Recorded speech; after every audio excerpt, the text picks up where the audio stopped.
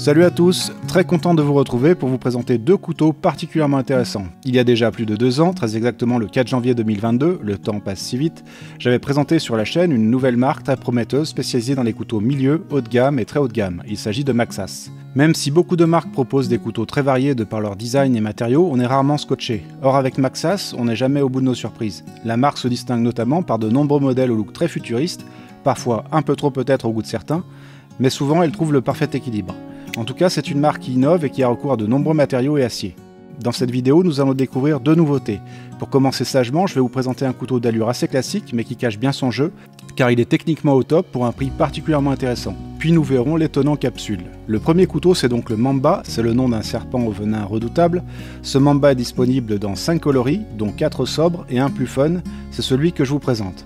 Il y a deux modèles à 228 €, dont le manche est en partie composé de fibres de carbone et la lame en CPM S90V, et 3 autres à 128 €, dont 2 en G10 et 1 en micarta, avec une lame en acier SLD Magic. Un alliage qui avait échappé à mon référencement. Il faudra donc que je complète l'e-book l'année prochaine avec le tableau de composition et les graphiques ad hoc. Ceux qui nous intéressent le plus particulièrement sont les modèles à 128 $ d'un bon rapport qualité-prix, d'autant que j'ai vu les couteaux de cette gamme Mamba à environ moins 30% sur des sites américains. Si vous cherchez un couteau classe et sobre, vous pourrez opter par exemple pour le modèle Black G10 ou le modèle micarta. Si vous souhaitez un peu d'originalité, alors ce modèle Red G10 pourrait vous séduire. Maxas n'est pas avare sur la grande qualité de ses couteaux, mais les fiches techniques de ses produits sont minimalistes. Il faut donc mener l'enquête pour en savoir plus sur leurs caractéristiques. Tout d'abord, ce qu'on constate sur le Mamba, ce sont ses mitres qui lui donnent un petit côté old school. Le nom anglais pour mitre, c'est bolster, et elles sont en titane. On a donc un matériau premium pour commencer. Sur mon modèle, elles sont de couleur gris-vert, et elles se prolongent par de belles plaquettes en G10 rouge, finement texturées. Mais l'élégance ne se résume pas à ça. On remarque que la lame présente un liseré qui lui donne un joli style. On pourrait en rester là, sans essayer d'en savoir plus, mais je considère que l'acier constitue pour bonne partie l'ADN du couteau, et qu'il faut donc comprendre à quel alliage on a affaire. C'est d'ailleurs l'acier qui détermine en grande partie le prix d'un couteau. Ce que je peux vous dire sur cet acier SLD Magic, fabriqué par le japonais Hitachi, c'est déjà sa composition. 1,5% de carbone, 8% de chrome, 1% de molybdène et 0,4% de vanadium pour l'essentiel. Un acier qui est en composition assez proche du D2 et dont les propriétés sont assez similaires à deux petites différences près. La teneur en chrome inférieure du SLD Magic le rendra un peu moins résistant à la corrosion, mais il devrait être un peu plus résistant au choc. Le D2 n'est généralement pas sensible à la corrosion si on sèche la lame après utilisation. Il faudra en faire de même avec le SLD Magic de manière un peu plus scrupuleuse. La meilleure ténacité, donc résistance aux ébréchures, est un point positif pour le SLD Magic. Même si un couteau pliant est rarement soumis à des chocs de par son usage, on peut parfois en coupant énergiquement heurter un corps étranger dur sur une planche, bout de métal, gravillon, et c'est là que peut survenir l'ébréchure. La composition du SLD Magic, du fait de sa forte teneur en carbone, en fera un couteau au tranchant très appréciable et pas trop difficile à aiguiser. D'ailleurs, mon test de coupe sur mon tuyau Corias l'a confirmé, ça tranche parfaitement. Le couteau est assez grand, 20,5 cm pour 128 grammes, avec une longueur de lame de 90 mm et 4 mm d'épaisseur. Ce que vous apprécierez sur ce couteau, outre sa bonne capacité de coupe et son excellente prise en main, c'est sa finition. Il a vraiment des allures de couteau haut de gamme, son ergonomie est très bonne, le déclenchement via le flipper est très vif, le repliement de la lame très souple. Le liner lock tombe bien sous le pouce pour déverrouiller la lame. On a un passant lanière à l'arrière du manche entre les plaquettes. Le petit clip de poche en titane est vraiment design. Ce Mamba a donc de sérieux atouts pour plaire.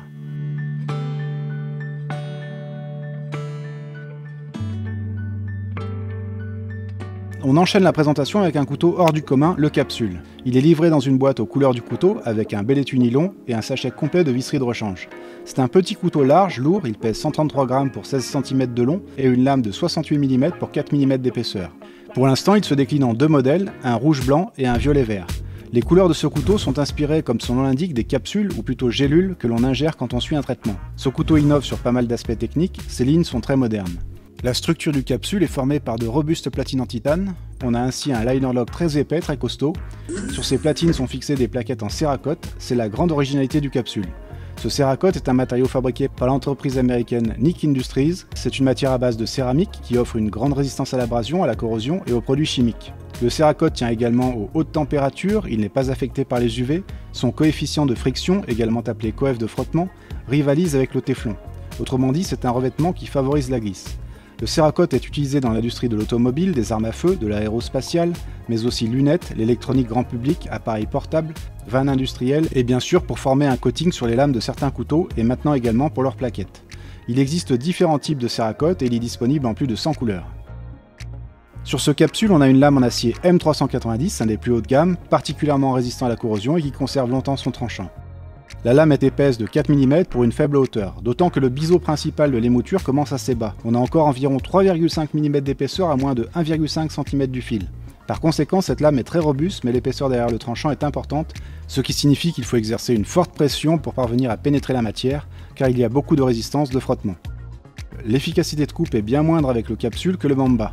C'est ce à quoi on pouvait s'attendre avec cette géométrie de lame, et c'est ce que le test de coupe du tuyau confirme. D'autant que compte tenu de la petite taille du capsule, on a une lame et une poignée courte, donc une prise en main qui limite de pouvoir exercer une grande force.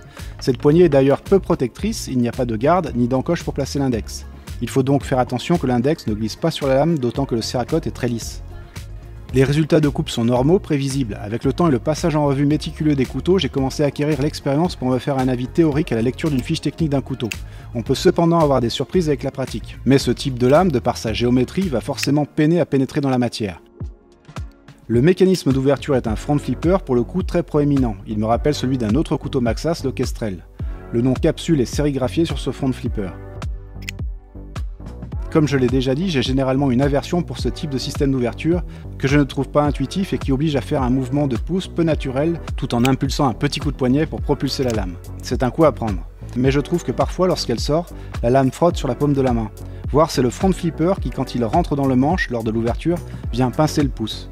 Tout ceci implique un geste précis, un bon positionnement des doigts. Je préfère de loin un flipper classique, des thumb studs ou un thumb hole plus ergonomique.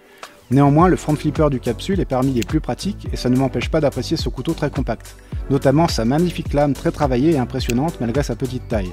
Elle comporte d'ailleurs un double jimping.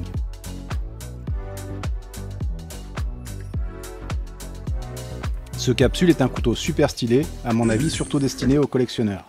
On peut établir 3 grandes catégories de couteaux pliants, les utilitaires, les modèles de collection et les premium utilitaires. Je classerai donc le Mamba dans les utilitaires, voire comme premium utilitaire car il a une très belle finition, et le capsule dans les modèles de collection, même si le capsule peut se démarquer pour certains usages, notamment avec sa pointe Japanese Tanto très robuste pour perforer. Son manche bicolore très esthétique avec une jointure entre les deux couleurs en fait vraiment un petit outil design. Le clip de poche en titane qui forme une petite déviation est aussi bien stylé. C'est aussi le cas avec le petit backspacer qui forme un passage pour une lanière. Le capsule est un couteau fun, surprenant, de grande qualité, mais pas forcément optimisé pour un usage intensif de par sa petite taille. Il fait partie de ces couteaux esthétiques qui raviront les geeks et les collectionneurs. Voilà, j'espère que cette présentation vous a plu, je compte sur vos likes, partages et commentaires pour soutenir la chaîne. Je vous dis à bientôt pour d'autres couteaux.